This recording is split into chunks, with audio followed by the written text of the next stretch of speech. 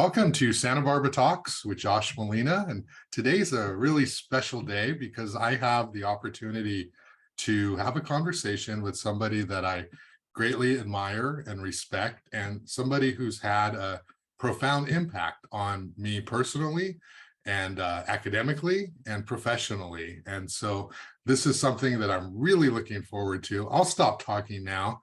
Patricia Stark, the longtime faculty advisor of the Santa Barbara City College student newspaper, The Channels, recently retired, so embarking on a sort of new venture in life. Patricia, how are you today? I'm good, Josh. How are you? Good to see you again. Yeah, nice seeing you. I'm doing well, doing a million things, running my daughter around to various camps and drop-offs and pickups while I'm trying to get my work in during the day. So it's just another typical day for me. Patricia, I met you when I was 20 years old and I was taking classes at Santa Barbara City College.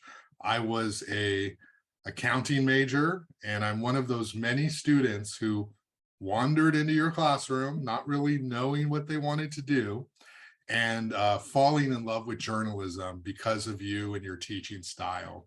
And so that's what I want to talk about today. I want to talk about you as a teacher. A lot of people who've not been in your classroom or know the students who've interacted with you may not know of your sort of profound impact on generations of people who've gone into journalism.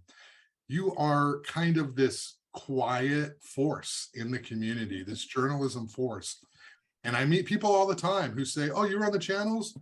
I was on the channels. And I'm like, oh, you know Patricia? Oh yeah, Patricia was great. So I hear those stories. So I'm really excited about talking to you about journalism, teaching, you as a person, and then sort of maybe pontificating a little bit on the industry. Patricia, you spent what, 30 years as a teacher? Yep. Big question, but talk to me about what that experience was like and how you were able to go in there day after day and just teach and have such impact and influence on students. Well, let me say thank you very much for talking about the positive influence I've had on you and others.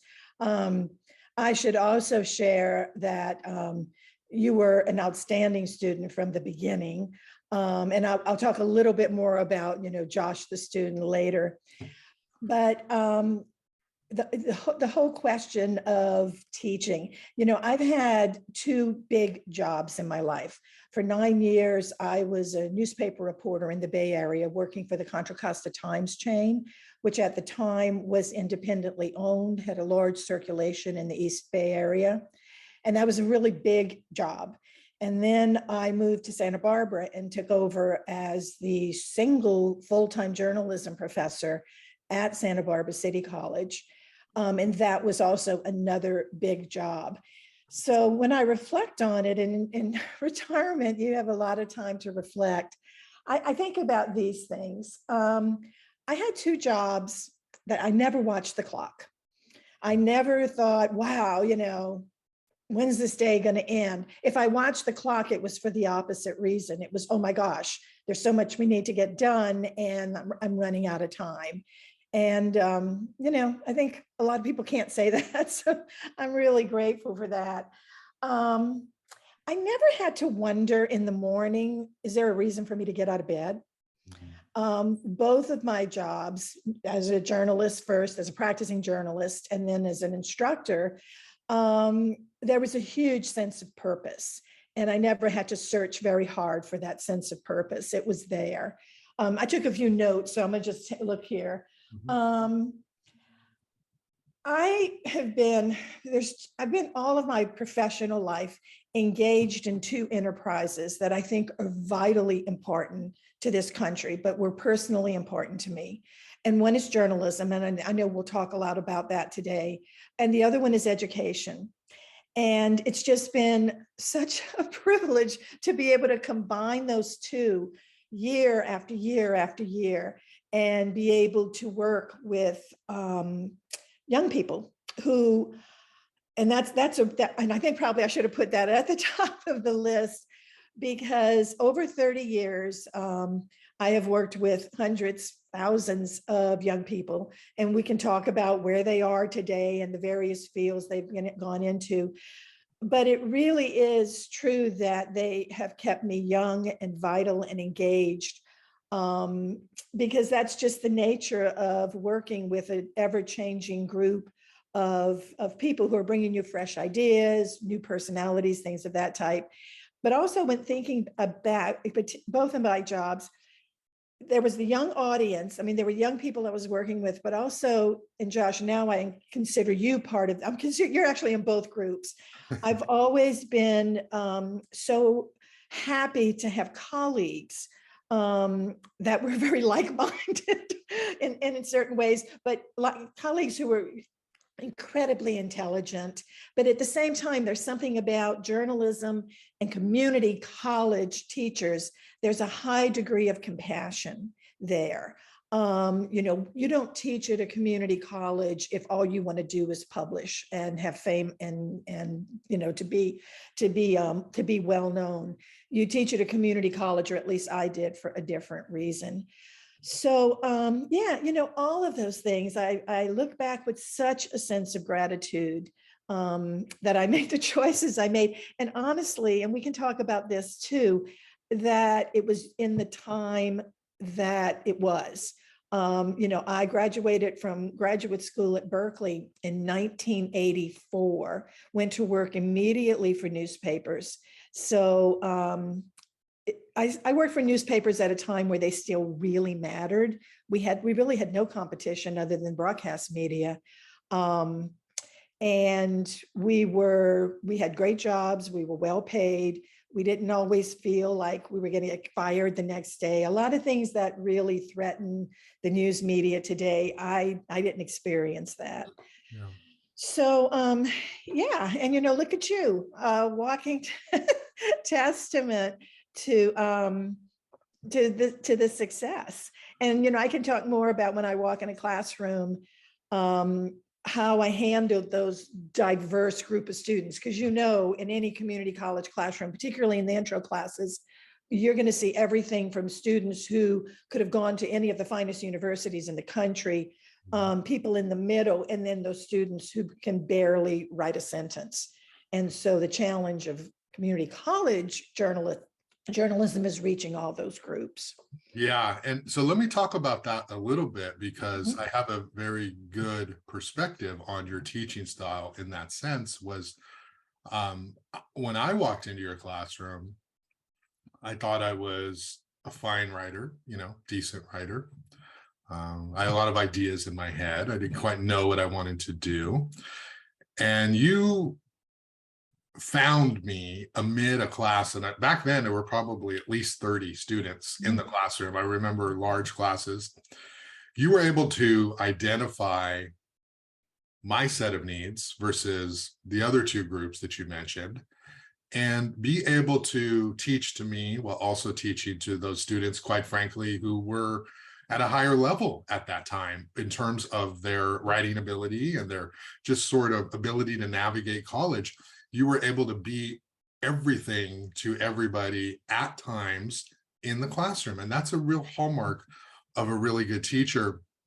What people may or may not know about you is that you're not a journalism advisor who sort of walks around and kind of gives advice here and there and then goes back and does your work. You're an excellent writer. And I think one of the things that I immediately learned from you was, wow, I need to get better. I need to be a better writer.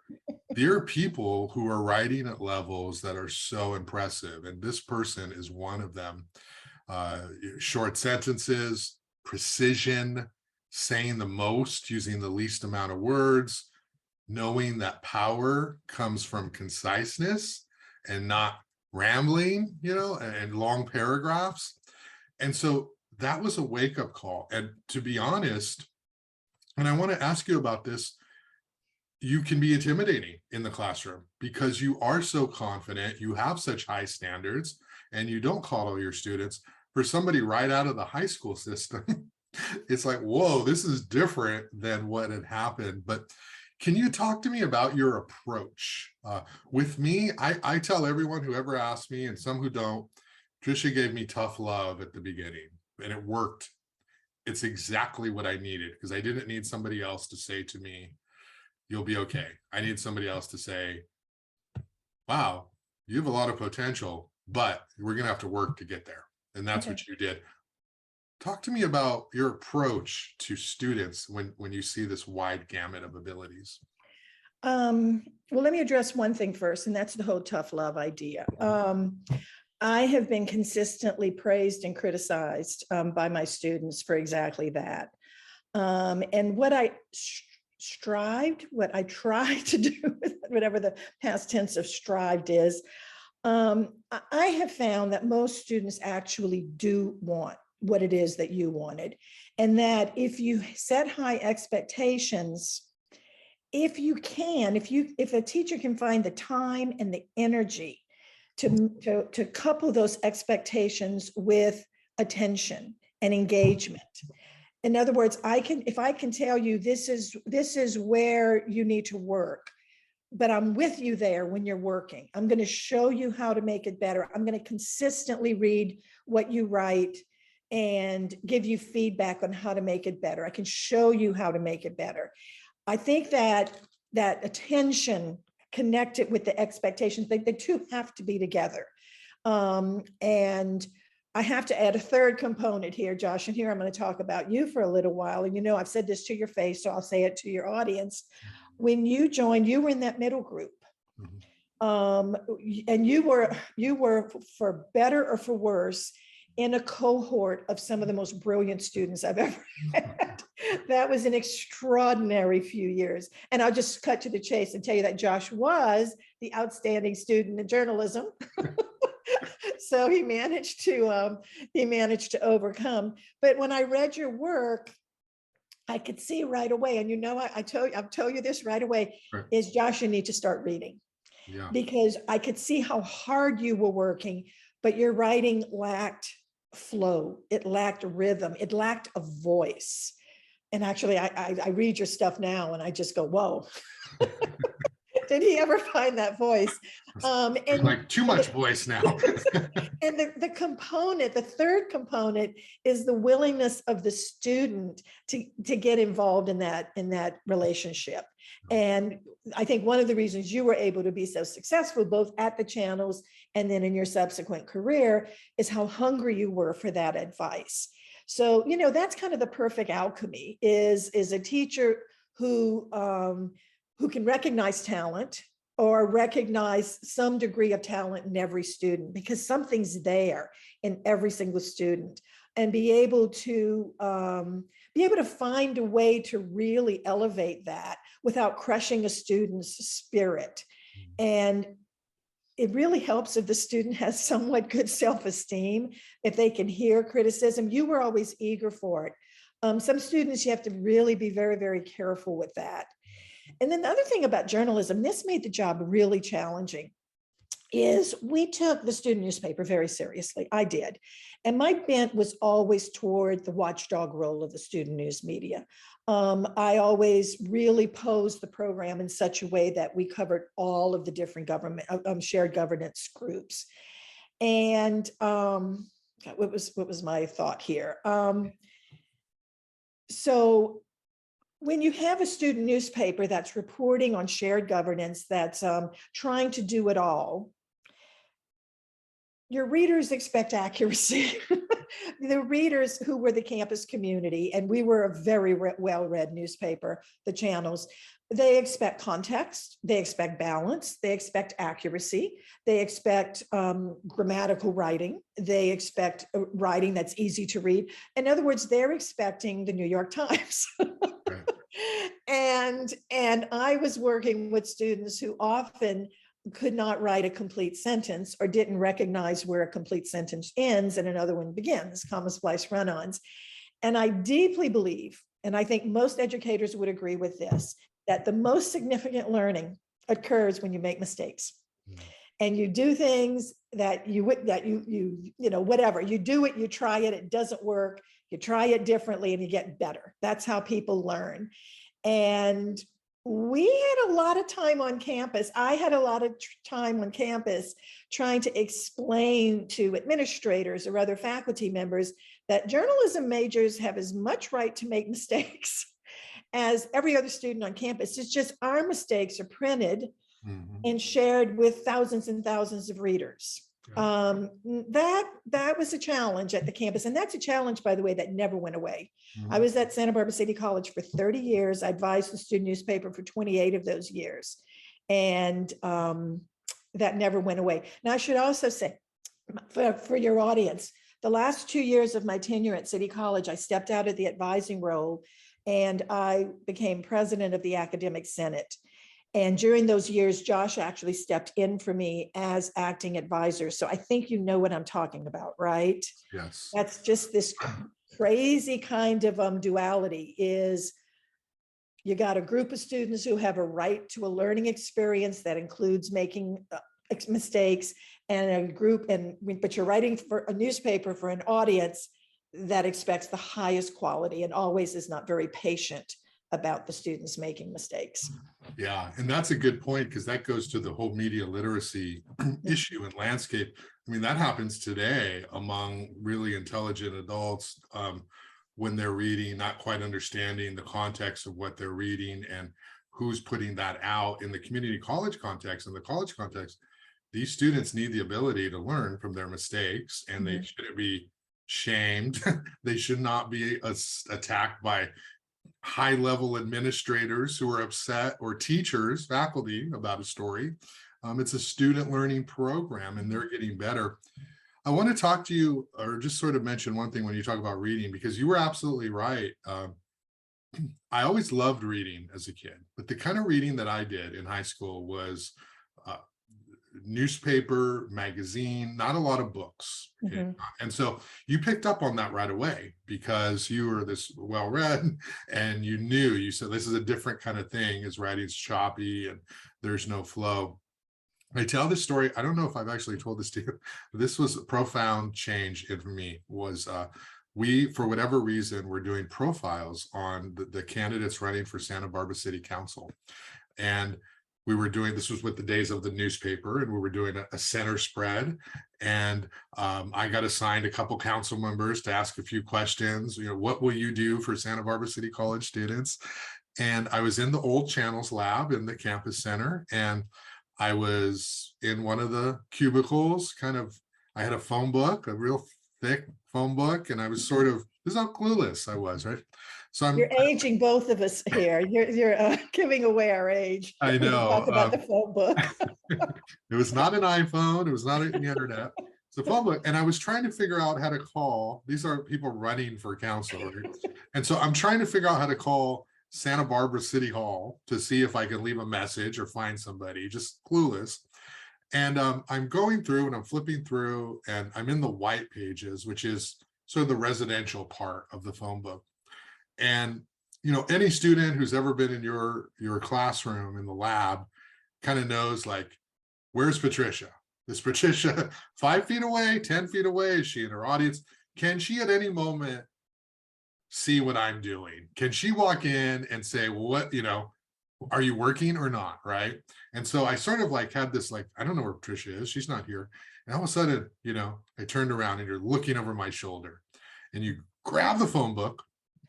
And I'm grabbed. This is maybe not grabbed. Obviously, in recollection, everything's more dramatic, but you flip to the yellow pages, right? Or to the front pages, the government section.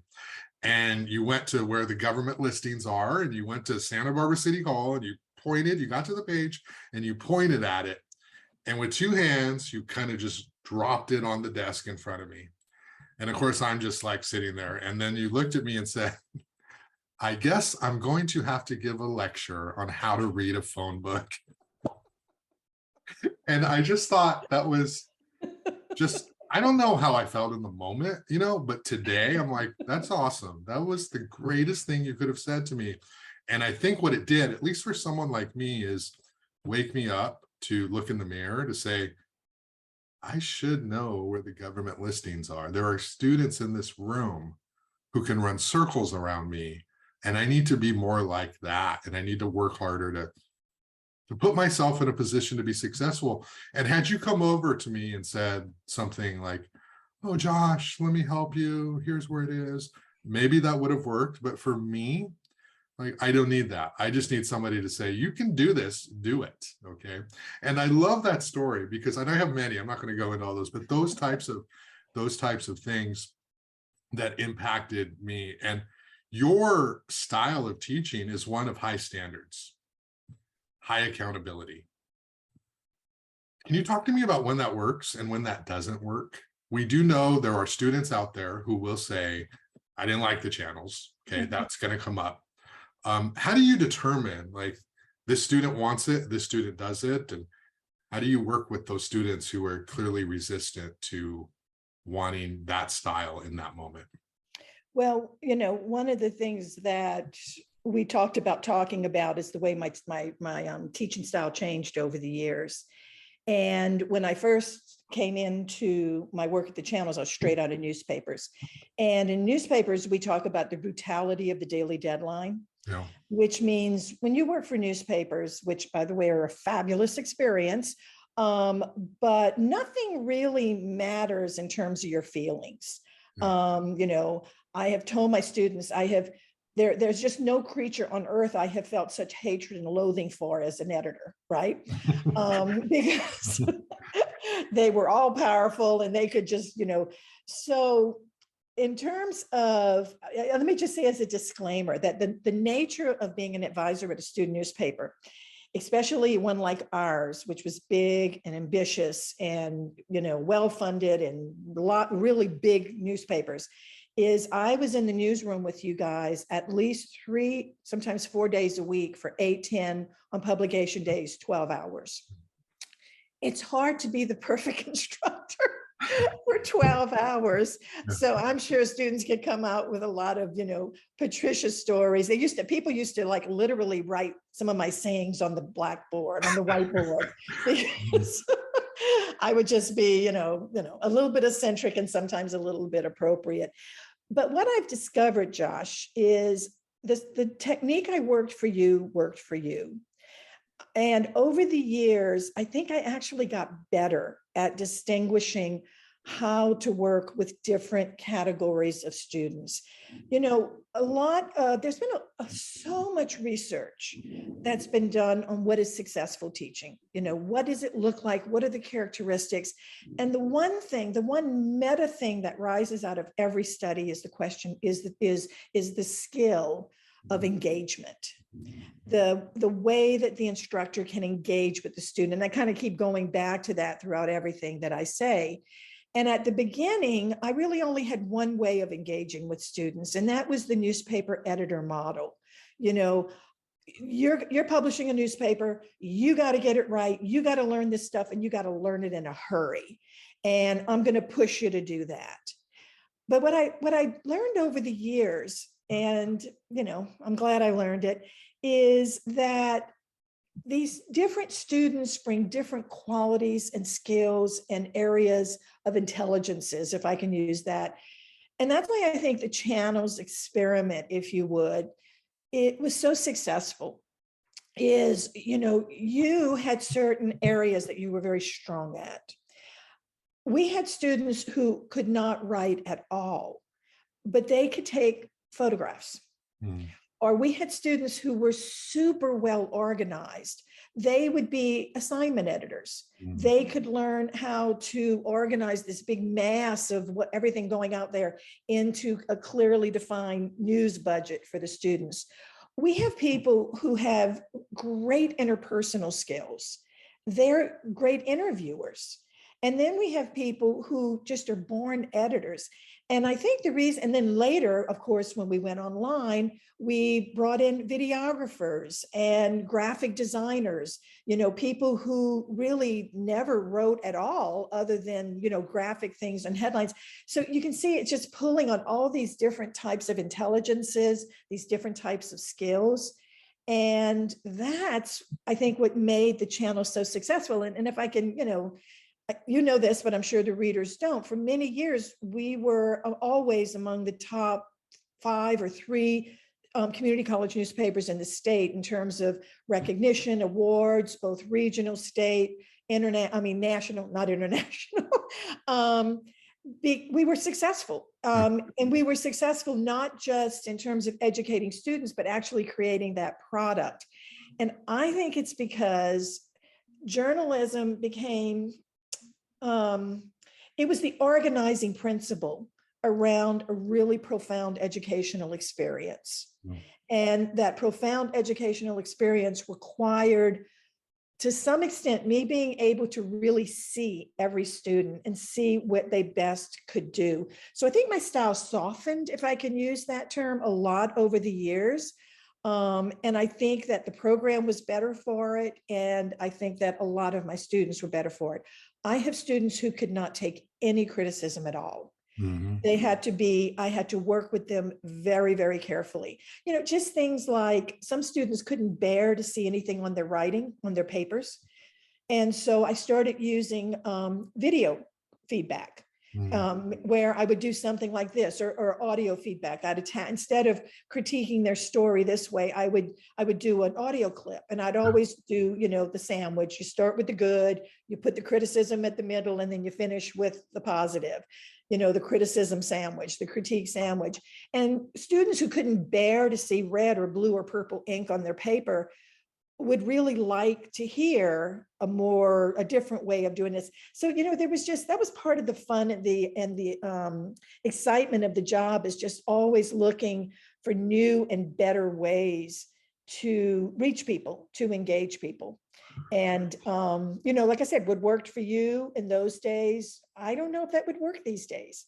I think that students, I might get in trouble for saying this, but toward the end of my tenure, I was finding that students were coming in, well, you know, everybody of a certain age says this, you know, text messaging, writing online, the lack of formal writing is really making itself felt in college writing classes.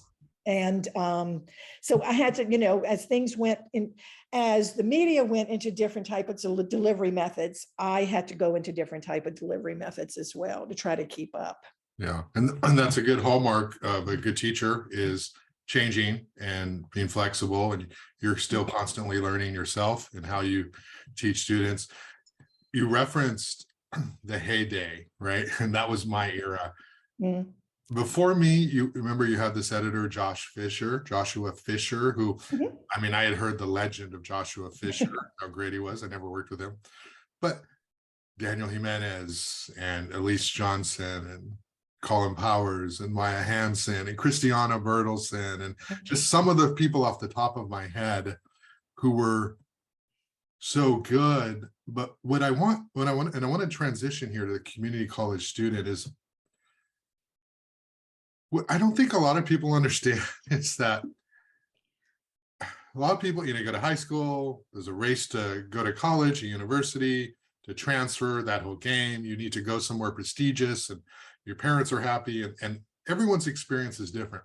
But there's something so unique about a community college student, because in your case specifically, and I'm sure many other teachers at Santa Barbara City College and community colleges, you actually become the pivotal defining point in somebody's life. The point where they're going this way and you turn them this way.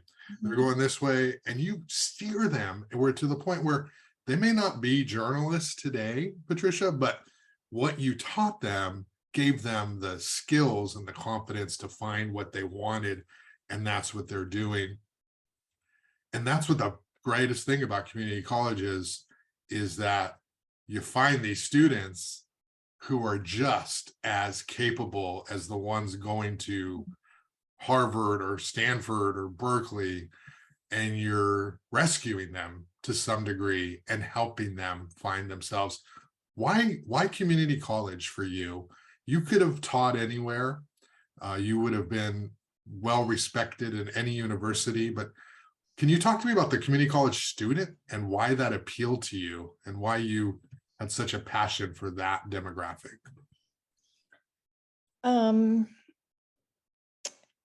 Well, Santa Barbara City College, because they're the ones who offer me the job. Right. On the coast, yes. Um, yeah, I actually, it's a little tiny bit of a personal story. I was working as a political reporter and also covering Contra Costa County for the Contra Costa Times. And it was the spring of it would have been 1989. And I was very, very busy.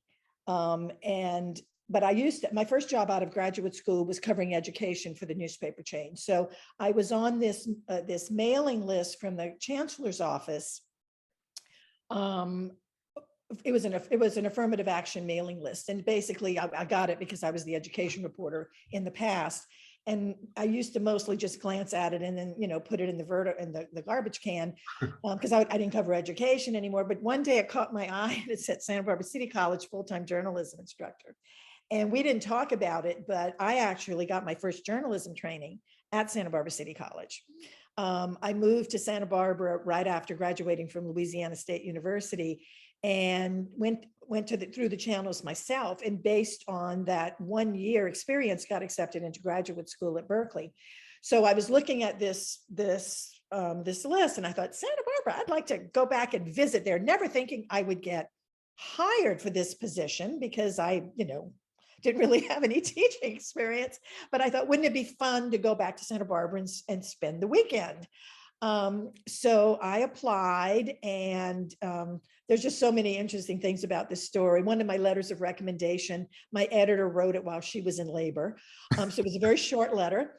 But anyway, miracle of miracles, I got the interview. And the first interview went very well. It was fun visiting Santa Barbara City College. But on the day of the second interview, my husband and I were driving down, and I had been up most of that night. That the evening before, I had moderated a television debate on an important election coming up. Then I had gone back to the office and spent all night writing a weekend piece, an analysis piece. And then I jumped in the car. I was driving down and I started feeling sick to my stomach and blah, blah, blah, blah, blah, blah. But about 5 minutes before my final interview with Peter McDougal and John Romo, I discovered that I'm pregnant. So anyway, I decided to switch careers, become a teacher, and switch locations all at the same time. And honestly, the fact that it was Santa Barbara had a lot to do with it. And on the fact that the channels had changed my life and had shown me my future was really meaningful to me. I cannot describe the feeling of coming back to this college as an instructor, which is a feeling I'm sure because you now teach in the journalism program. Community colleges they're just a miraculous institution. I think if I were given the choice to teach at the university level, I'm not sure I would choose it, because I don't think that the kind of experiences we've been talking about would happen. A feeling that sense of purpose, of being able to really guide people and find them, and to some degree rescue them, honestly, when students are lost. I think that we are a marvelous institution. We're open access, which means we turn no one away. As an instructor, I can tell you that we are hired, we are trained, we are paid to teach. And at Santa Barbara particularly, but I know many other colleges, we got just superb training on how to be a good teacher. Believe me, the first couple of years, I mean, the fact that you got an education, I'm really glad to hear that, because first few years, it was pretty rough. But just, we were just always inundated with opportunities to do better.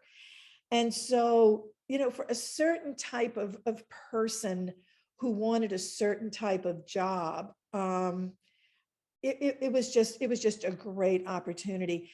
And Josh, you talk about Josh Fisher and Elise and Colin and all of these people who are still very real to me, and I'm still in touch with many of them. I've heard from former students year after year after year, letters that just gladden my heart, because what they say is exactly what you say. And that is, I walked in you saw something in me, you showed me what the future could be. And I want to say two things. One is that I talked about how the channels was how journalism became this perfect organizing principle for people with different skills. The number one thing people talk to me about, and by the way, very few of my students are working in the news media now. They have good jobs, but they're not working in the news media. So what they learned at the channels was, first off, leadership. And probably the most important thing they learned is that they could do this. And that kind of gets back to those high standards, is they came in feeling like major imposter syndrome. Can I do this? No, I can't do this. And they left knowing they could do it. And what students have told me is, you showed me that if I could do this, I could do anything. Yeah. And boy, that's really important. Yeah. So your original question, teaching at a community college, it's the perfect job for an instructor who's a people person, because it's all about the students. And, I don't know, I mean, as a journalist, it would have been nice if I could have continued writing, long magazine articles. Part of the reason I didn't do that is I also had two sons, and I wanted to be really engaged with them. But there is no better place for an instructor to be if he or she or they really want to feel like they're making a difference. And, that gives me quite a bit of pride. And those letters from students, really saying, I went to Berkeley, watch what I'm going to say here. I went to Berkeley, I went to UCLA, I went to USC. I went, to some degree, East Coast colleges, and none of them gave me the experience that I had at Santa Barbara City College. And that's not, by the way, that's not just the journalism department. My colleagues and all across the campus, say the same kinds of things. So, yeah. And I mean, I talked to some of, I in contact with some of the people I went to school with back in the 90s, and they will tell me Patricia is the best teacher I ever had. And even though some of them have master's degrees and have gone on, I mean, they've been very well educated. So that's a real thing. That's not promotional. And we hear that from other teachers at City College, because it's just a place where you care. I want to talk about your career a little bit. And I don't actually know a whole lot about this part of you. So I'm really interested in this, and that, you clearly had this incredible impact on so many students at the college. But before that, you're a pretty good journalist. You were, I can imagine you being sort of a bulldog reporter, and not somebody who would you would demand answers for sure. And I can imagine sources being very, very bothered by you. And you're also this good writer, so you could story tell. And you shared a little bit of your work in the class over the years. Your Ogalis feature, I remember that as something like, wow, this is this is such a sad story, but it's such a well-written story, and you shared that. But can you talk to me about your journalism career and how you approached the craft industry? I mean, you found that letter where you said, "Oh, I'm going to apply to this job," but you probably very easily just could have been a teacher your whole, a reporter, an editor your whole career too. Yeah. I used to. I mean, I didn't tell you a real big reason I left journalism. I left newspaper reporting is because I was pregnant, and I used to sit next to our city editor. I worked in a government bureau with about 8 different reporters, and our editor would sit right there. And every night around deadline, I'd hear her on the phone fighting with her husband because she couldn't pick up the kids on time. Mm-hmm. No, I loved being a reporter. And again, it was kind of the golden age of journalism.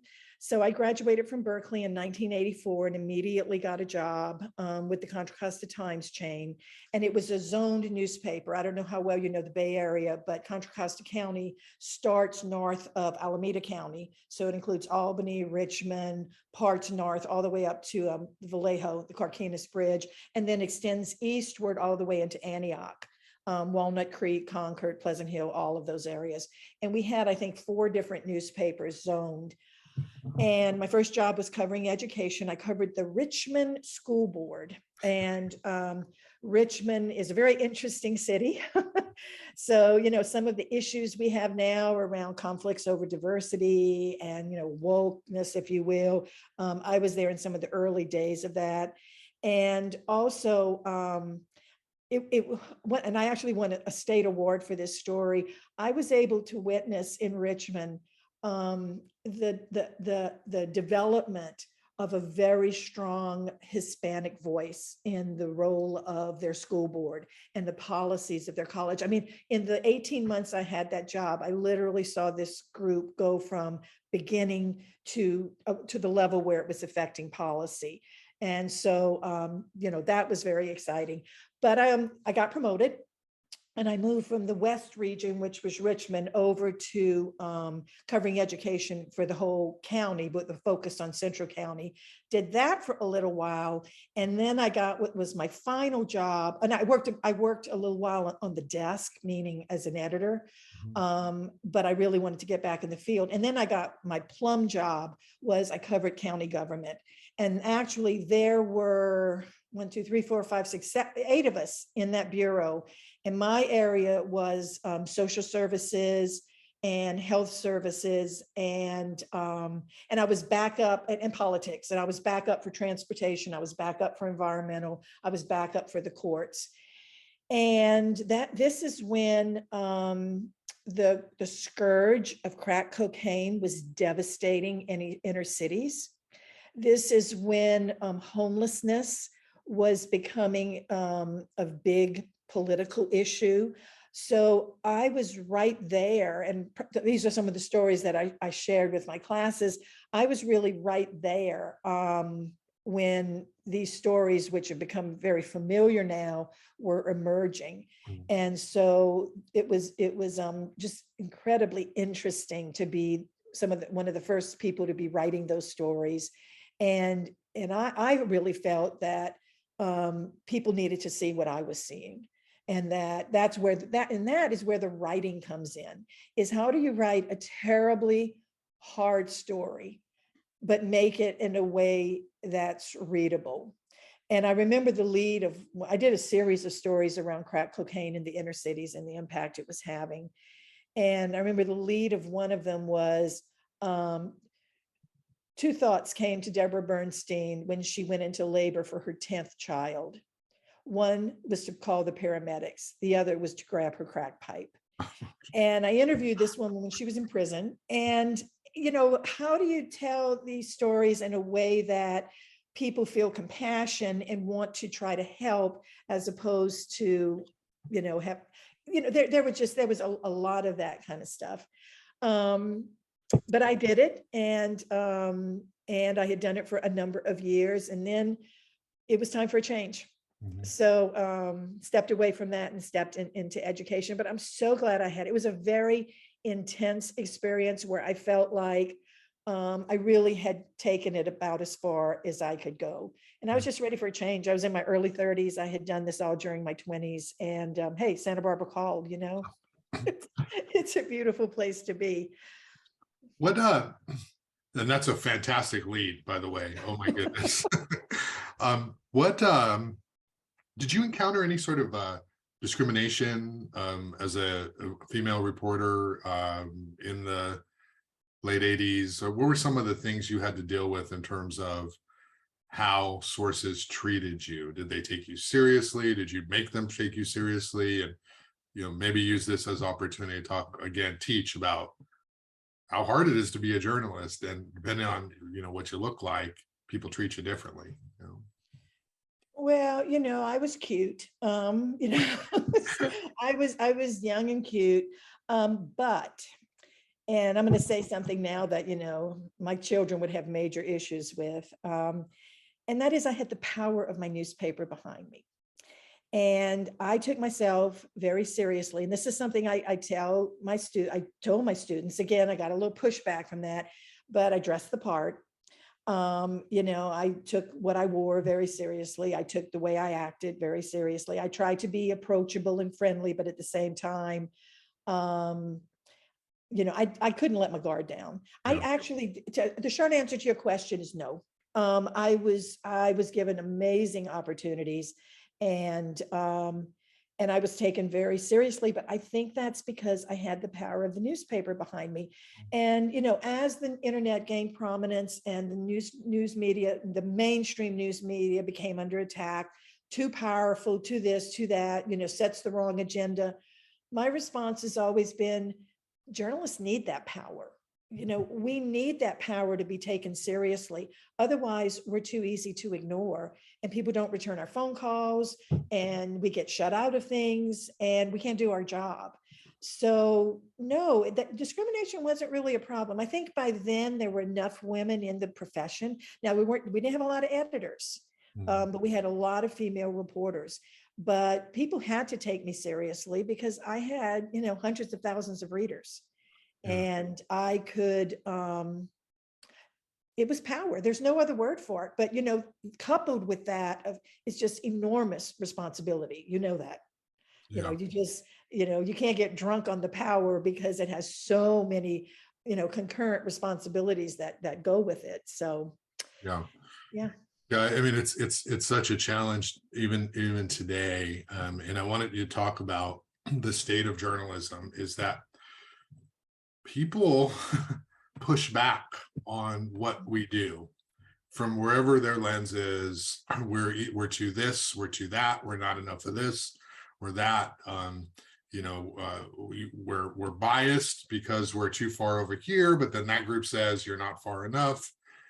And people don't understand also media and the different types of storytelling.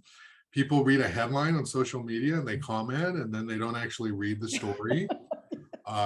People think that you should have an opinion in your story. I'll give you an example. A month ago, I was covering a Santa Barbara Unified School Board meeting. There were 50 teachers protesting outside of the building. I love protests because great photo opportunities. And so I'm there, I'm taking my photos, and these teachers are unhappy with the district. One of these teachers, this is a very well-respected teacher, smart, well-educated, says to me, "Do you want to be in the photo? I can take a picture of you with them." Right? And I thought he was joking, and I kind of looked at him and, kind of blew him off. He's like, no, seriously, I get a photo with you. And I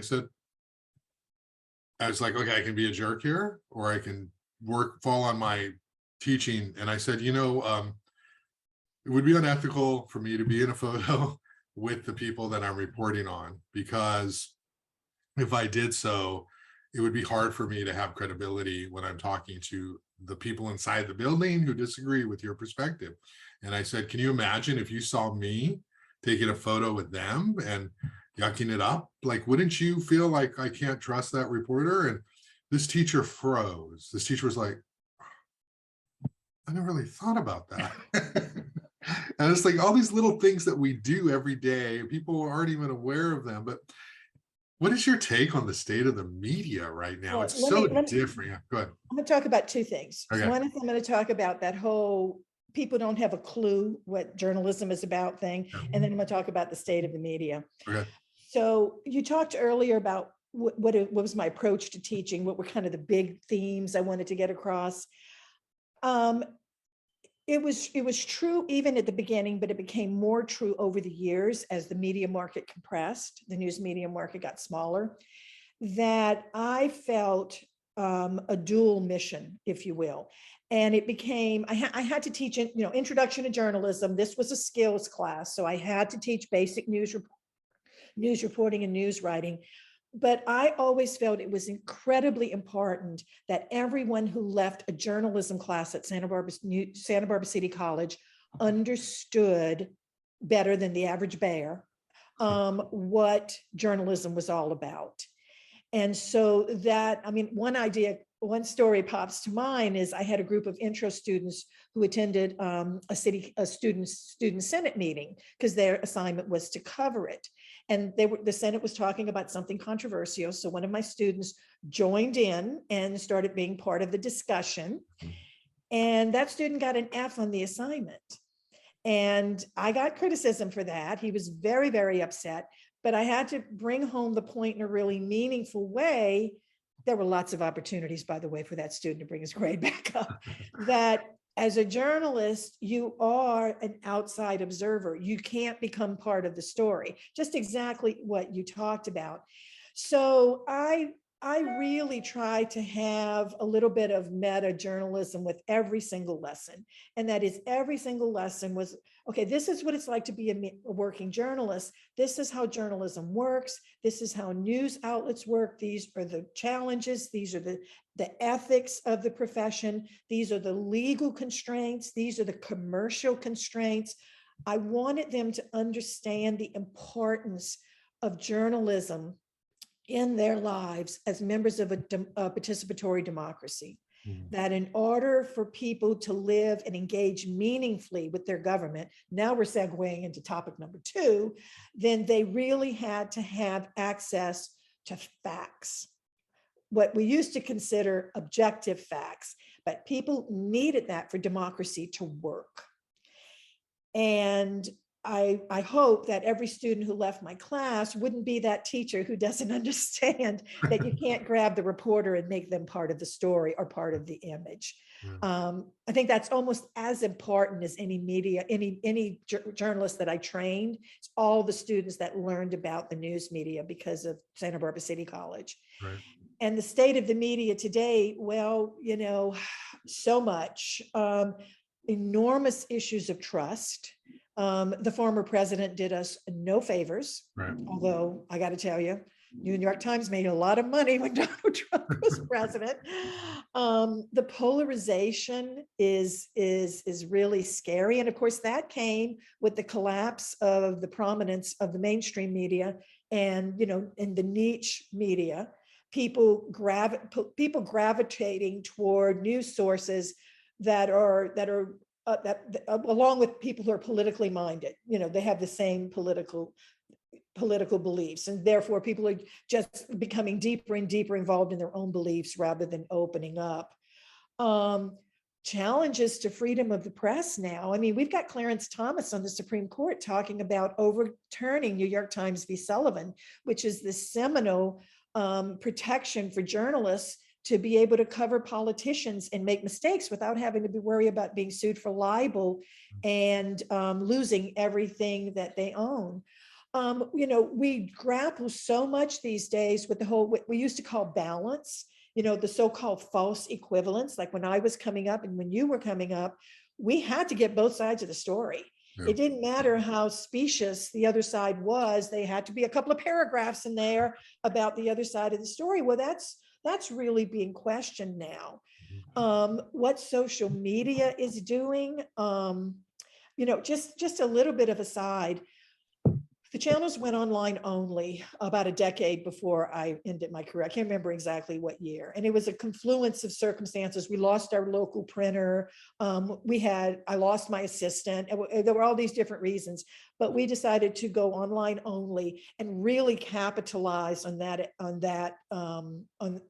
you know, work more in video, work more in all the different delivery methods, search engine optimization, all of that. But what started happening is comments started coming in that were so vicious and so hateful and so personal. So you have an 18-year-old student who writes a column about one of their life experiences and ventures bravely to put an opinion out there, and they get savaged in these comments. I mean, it's I don't know if I could have been successful with the type of hatred that's directed toward practitioners now. Yeah. And so the channel's even debated whether or not we have to include comments. I know the Independent that no longer uses them because that people just get so mean and hateful in that.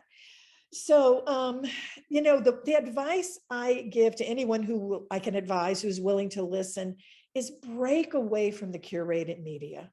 You know, and this is stuff I tell my own children who are, you know, progressive and you know, they have very strong points of view, but also students, you know, grab some mainstream media and read it. You know, read the New York Times, read the Washington Post, read these newspapers, read magazines that across the spectrum.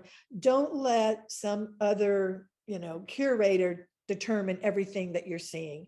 because you're not really going to be a well-informed citizen, and you're only going to have more and more conviction around points which really could easily be challenged. This, by the way, goes to both extremes, the left and the right. Yeah. So yeah, but let me tell you something, Josh. I pulled this survey out yesterday when I was thinking about this. This month, June 14th, 2020, the Poynter Institute, which is a nonprofit journalism research body in St. Petersburg, Florida, they published an article about a Pew study that was just done. And they asked 12,000 journalists for their view of their work. And they discovered, and I find this so interesting, 70% of the journalists they interviewed said they were very or somewhat satisfied with their job. And 77% said that they would do exactly the same thing if they had it to do over again. And then this was the other thing I found very interesting. This whole question of people gravitating toward a news source that just reinforces their own belief. 75% of the journalists they talked about agree with me. They say that's a major problem. The public, though, they also at the same time talked to how many adults, how many members of the public. I'll have to search for that, but it's Pew doing this, so it's a good research. Only 39% of non-journalists thought this polarization was a problem. Oh, yeah. And I think isn't that interesting? Yeah. Journalists say, this is a problem, folks. And yet the public doesn't, or at least the majority of the public doesn't see it. Yeah, there's that gap, and that's really unfortunate. Yeah. Everything you said is right on. In my experience, I get criticized as, the dual role. I'm part-time teacher, full-time journalist. I get criticized for giving people platforms. Like, why did you include that? They don't deserve this and that. And it's been about 10 years, a little less than that, kind of going in that direction. It's like, well, we don't just talk to people we agree with. We just don't talk to the popular opinion. There's something to be learned from everyone. And I always sort of tell my students that you have to be comfortable being disliked if you're going to be a journalist. And I think that's the challenge for a lot of young journalists, is that, that was a good thing with you too. If you learn on the channels, if you learn at your community college or your university paper, what it's like to take constructive criticism from the people you respect. When people you don't know and don't respect criticize you, you learn to not care. He's like, it's, I'll hear it, but it's not going to affect me deep in my core, because these people don't know what I do. And this is what comes up, is that people will say that you need to only write about this issue. You can't write about this issue. Don't give people this platform, and they will attack you. And I think one of the great lessons of anyone watching or any students is, you have to learn that if you're doing your job well, people are going to be mad at you. And that's normal. We are not doing PR. We're not providing content. We're not giving information that is palatable to everyone. We're shining a light on systems that are broken.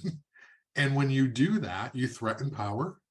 And when you threaten power, people get upset, people get angry. And I think people forget that. And this is the key point. It's not just the systems that you don't like. It's the systems you might like too that also deserve this kind of reporting. Because people love journalism when it's in New York or San Francisco or LA, or the Pulitzers come out and they're like, wow, why can't we do that in Santa Barbara? It's like, well, when we do that in Santa Barbara, you guys get upset. You say, wow, that's not true. And so I think it's part of that. And I have to say with you, I never knew your political affiliations. I don't even know them now. I have a sense, but I don't know them. You never talked about them in the classroom. You never said this or that. And, to criticize Donald Trump does not mean you're anything, because everybody criticizes Donald Trump, Well, he is, rightfully we are so. enemies, you know, I'm his enemy, he's mine. So there you go. Enemy of the people. Right. But I think it's Badge real. with, I wear that badge with honor, by the way, which will tell you a little bit about my politics. But just never, I think a lot of people think that these teachers go to the classroom with, today we're going to talk about what I think about the world. And there may be some classes like that, but certainly not the journalism classes. Do you see any hope for the state of the media, Patricia? We know that, we are still churning out students. They love reporting. They still want to be journalists. How do we switch this around where we sort of go back to the state, and maybe it's not going back, but where we go to the stage where we're just well funded, people are paying for our stories, advertising. I mean, it's so complex, but what do you sort of see as the future?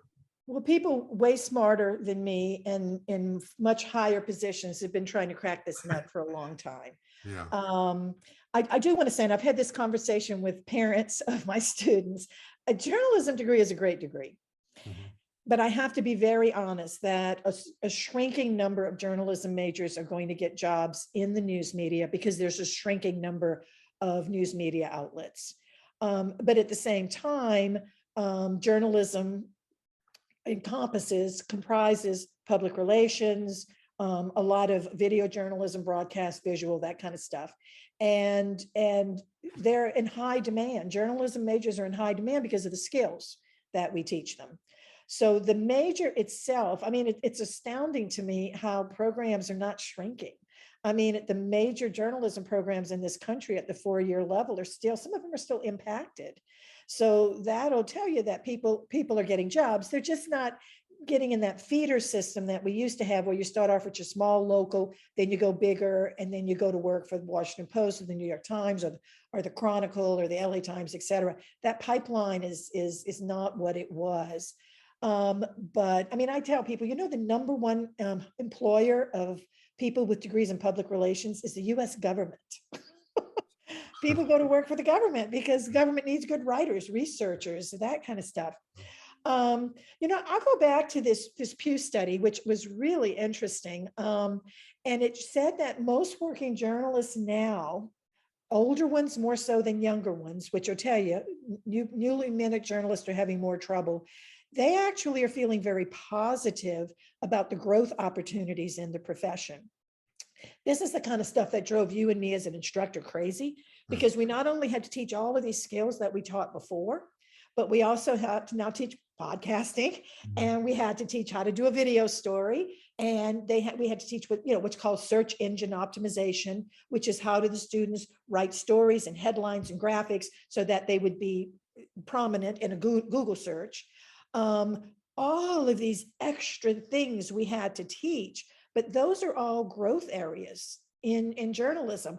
And the journalists who are working for the major news outlets now actually feel very optimistic about these different avenues that their newspapers are moving in, or their news organizations. For young journalists and students of color, there are very, very exciting opportunities out there with online only publications. And when I was teaching during that horrible Zoom year, I had a list of, when I say the horrible Zoom year, I mean everybody at City College was teaching online overnight. I would have a list of these different outlets where a lot of young journalists were doing on these sites what they used to do at their local newspaper, and that is honing their craft, finding their voice, learning the good, the bad, the ugly of the profession. So we can't give up, Josh. It's just where politics showing. Where would we be right now if we did not have the New York Times and the Washington Post and Politico and all of these organizations in the last over the Trump administration? I mean, where would we be, and where would we be now if we didn't have our news organizations constantly reminding us that democracy is at great risk, and all of the different incremental reasons? It's a pretty dark time. Yeah. But in dark times, you need to use to shine a light on everything that is going on. So what you do, teaching, what I did, it's never been more important. And it doesn't matter if it's attacked. We've always had to have very thick skin in this profession, and we have to continue to do that because our work is more vital than ever before. Yeah, well, definitely well said. I want to talk to you a little bit about you. One of the things I've always found about you, even though we're total opposites and very different, I've always found you relatable in the sense of that you had a sense of struggle in you, that you were always overcoming something, and you had clearly not been somebody who was entitled or privileged, to use, the terms we talk about now. I never felt as though you were talking down to me. I always felt as though you kind of got me. And so I'm interested in knowing a little bit about your own experience, how you grew up and how you found journalism. And I mean, my double-barreled question, let's stop there. Talk to me about your own experience growing up and what that was like. Okay, I'm a Cajun. I was born and raised in a little town called White Castle, Louisiana. We tell people that we grew up, there wasn't even a stoplight in town. Now there's a stoplight. My mother went to the 3rd grade and my dad went to the 7th.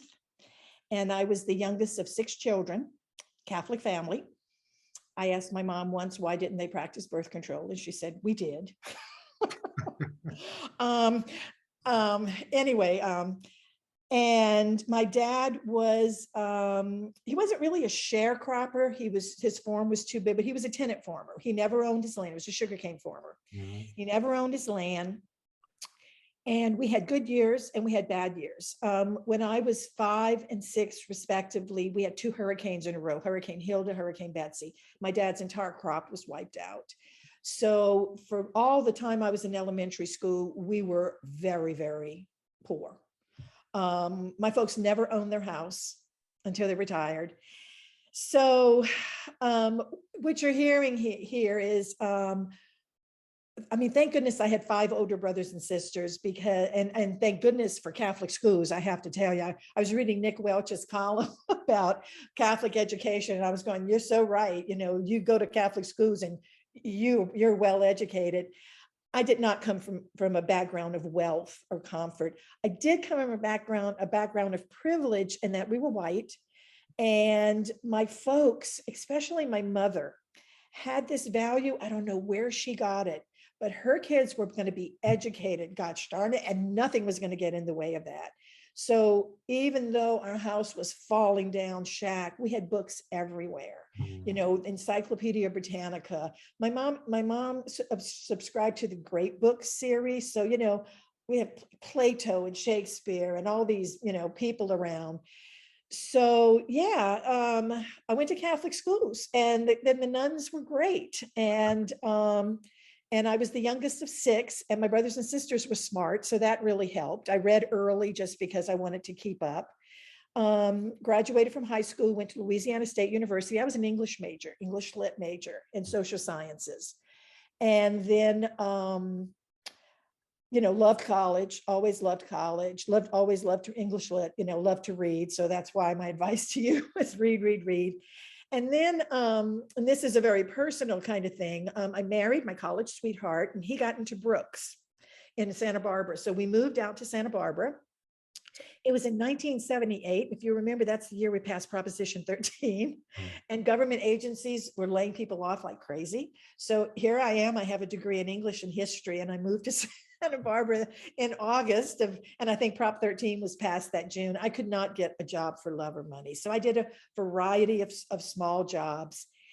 And after about a year of this, I applied to a writing job at UCSB, and they had me take a writing test, and I did really well.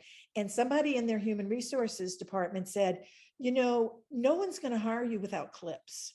And you did very well on this, and you have, good degrees and all, but no one's going to hire you without clips.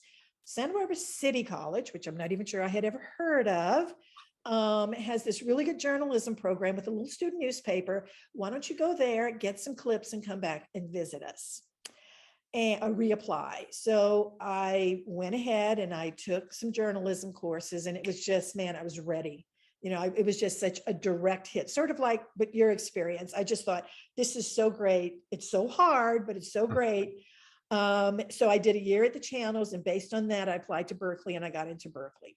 Mm. So if you thought you were surrounded by smarter people in your journalism 101 class in the channels, I got to Berkeley, and how it took my breath away, Mhm. how fast people were all from elite colleges. I went to LSU and Santa Barbara City College, and I just, very, it was scary imposter syndrome. So what do? You work harder, you work. And that's what I always did. But what I had going for me is my folks had instilled a value of education, had made sure I had a good foundation. I got a lot of lucky breaks. I also have to say, my folks, and this is where the privilege comes in. Yes, by then my folks had more means, and my mom gave us a lot of money to support me in these years. Not after I started working, but during the education years. And also my mom believed, she just thought I was wonderful, which I think is something for all the parents. Is she just thought I was so wonderful that I could do anything. And that you really internalize that, and you start kind of believing it yourself. But Josh, I've had imposter syndrome my entire life. I've always felt like, the little girl from White Castle, Louisiana, whose parents were not educated. I had no mentors.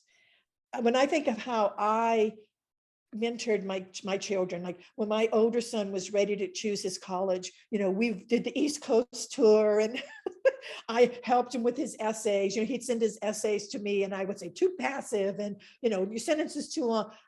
I had none of that. And, I'm not sure that was a bad thing, Yeah. So yeah, what's the answer? The answer was education. Yeah. It was, those nuns were great. Louisiana State University, large public university, had a fabulous education there. University of California Graduate School, what can I say? And, that coupled with supportive parents, an incredibly supportive spouse, and some white privilege and lucky breaks. Yeah. That's how it happened. Yeah. And, going to your point, having to work for everything that you get matters. I think we're all guilty of this as parents, people who've overcome so much. We want to give our kids everything we can. And if we don't, we feel like failures. But at the same time, part of what it made us so tough was we had to go through those things. And so it's like, we want to give them a lot, but not too much. But then they are our kids, so we don't want them to feel how we felt. So let's just give them everything we can. But how much is too much of a good thing? You mentioned your husband. I want to just sort of probably make you uncomfortable here, but one of the themes of your entire life, or my entire experience with you, is that you've constantly talked about how difficult life is, being a teacher, raising two kids, but that your husband has always been sort of like the rock of your existence. So can you talk a little bit about him? Honestly, I don't know anything about him other than he's brilliant, and he is, one of the reasons why you've been able to do everything you've done, in your adult life. What does he do, and what kind of I was always sort of like curious, like who is the man who Patricia Stark is married to, and talk a little Like about Dolly Parton, I keep my husband in the shadows. Exactly. My No. husband's name is Bill, and he's retired now. Oh, His retirement was one of the reasons I wanted to retire, because and yeah, he is just he's just the perfect guy for me. People always say we got married in 1983, so we're closing in on a really significant anniversary. And people always say, what's the answer to a happy marriage? And I go, you got to pick the right guy. He also, I can tell you, was he's also the product of a community college, because when we moved up to Berkeley, he went to Contra Costa Community College and took a few programming classes. And this was the time where, just programming, computer programming was all over, was very much in demand. And after 2 semesters, he started getting recruited. And so he spent his professional life, the whole time I was at City College, and when I was a reporter, he's always worked in the computer industry. He's always worked for commercial businesses, computer programming, what's called computer analysis, database management. He says that he puts puzzles together for a living. So so there is that. But like my mother, he just always made me feel like he thought I was terrific. You can't really understate, what that does. He has been a marvelous father, and very, very hands-on. And, Josh, I know you well enough to know the kind of dad you are. So there's some real similarities there. I can't think of anything I would like more than my 2 sons to grow up to be the kind of man my husband is. And really, what can you say? You love them, you give them values, and then you give them wings. And, he's really been there for me, and he's really been there for them. So another really lucky break for me. Yeah, no, that's amazing. It's so good to hear that. As we sort of wrap up here, I want to sort of like give you an opportunity to talk about some sort of advice to young journalists. You're not in the classroom anymore, but you've done this forever, and students I know still reach out to you. What advice do you have to somebody who wants to be a reporter, who wants to be a journalist? What would you say to them to just sort of encourage them to see if that's for them? Well, while not meaning to diminish in any way the kind of struggle young people face today, because I tend to be in despair a lot of time about the world that we're leaving them, I think some of the things that have always been true are still true. And that is, if you find journalism and it's your passion, that's really good. A lot of students, that passion is too strong. It's not really a passion. It's just, I need something that's interesting, that's engaging. So I keep getting back to that word engagement. If this is for you, if you like journalism, immerse yourself in it. And I do believe you will be successful. Now, your success may not look the same as mine, and it may not look 5 years from now what it looks like now. I mean, you know this, Josh, you've had to reinvent yourself a few times.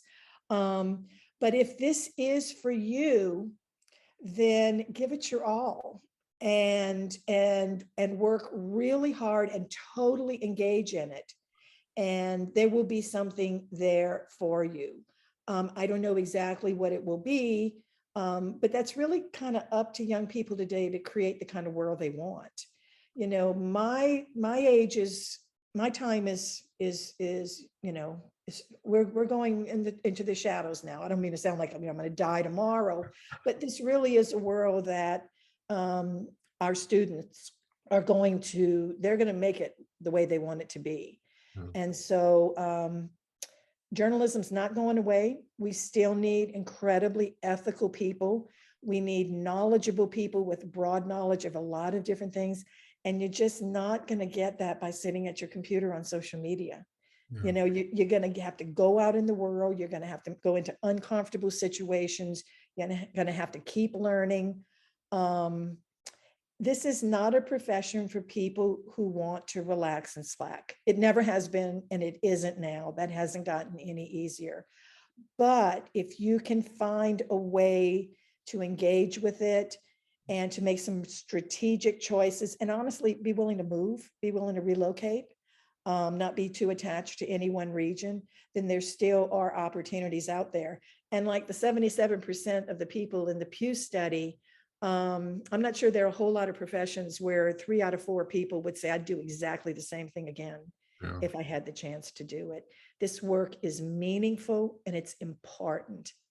And, what more can you say if you're that kind of person that needs it, who needs a reason to get out of bed in the morning, who doesn't want to stare at the clock and wonder, when can I go home?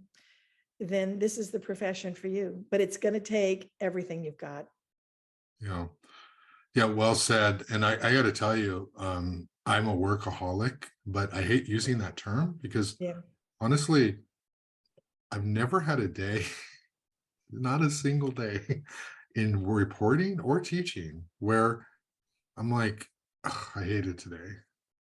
It feels like something I would want to do for free. And in the sake of, my newshawk job, I practically do, because all newspapers, not just them, they don't pay very well in small Right.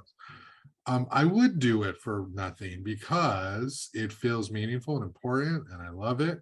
And of course, the teaching is, it's different, pays much better, but it's, again, we would do it for nothing if we had to because we love it, and nothing feels like work when you're a journalist. Exactly. It's so important. It feels like responsibility, and I get some compensation for this.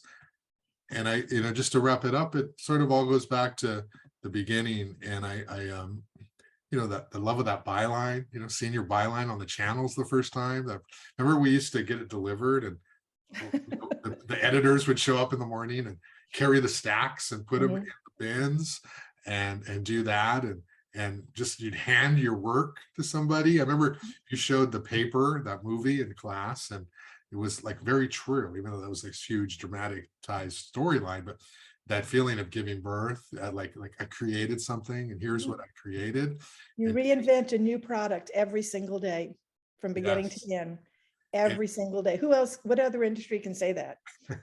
And the product's got to be good and exactly. accurate and balanced and fair. Yes. And if you've got one word in there that people think's biased, you're just a horrible person that needs to be canceled. No, I'm sorry. But I just, this, Patricia, and I know it, you've heard it, but you really can't hear it enough. You deserve to be told every day until your final day what a profound impact you've had, not just on me, but on so many other students who are better people and better journalists because they walked into your classroom. That is not hyperbole. I have nothing to gain by saying these things to you. I am saying them because I feel like one of my purposes in life is to let people know what incredible public service you gave to people. And you don't have to like me, the Josh. There's a million other people out there that you've influenced, and it's just so profound. And when I hear you talk about imposter syndrome, it blows my mind. It blows my mind because I've always seen you as this person on this pedestal, like it's Patricia, like she does everything right, and so it's really great that you talk about that. And I think you've just had this incredible, profound experience. And I look forward to seeing what you're doing now. I mean, can you, couple lines? What are you going to do next? Do you have any I've had a plans? year, I've had a year to think about it. And, I like new experiences. I feel like I've taught for 30 years. I don't really want to do that anymore. I don't want to go back to report. It's just reporting's just too hard. I don't want to work that hard anymore. I mean, I've been in this industry for over 45 years. So, but what I've decided I do want to do is pull on a skill that we actually haven't talked about, and that is editing. Hmm. There's just a part of my brain that really loves sitting down with a piece of copy, what we call copy in the newspaper business, and editing it and making it better. You hear a lot about flow. You just get involved in something and the time goes so quickly. So that's what I'm going to be pursuing. I just completed a contract with Santa Barbara City College, doing some writing for them, but mostly editing, actually a little bit of writing, but creating documents where I took certain documents and folded them in the other.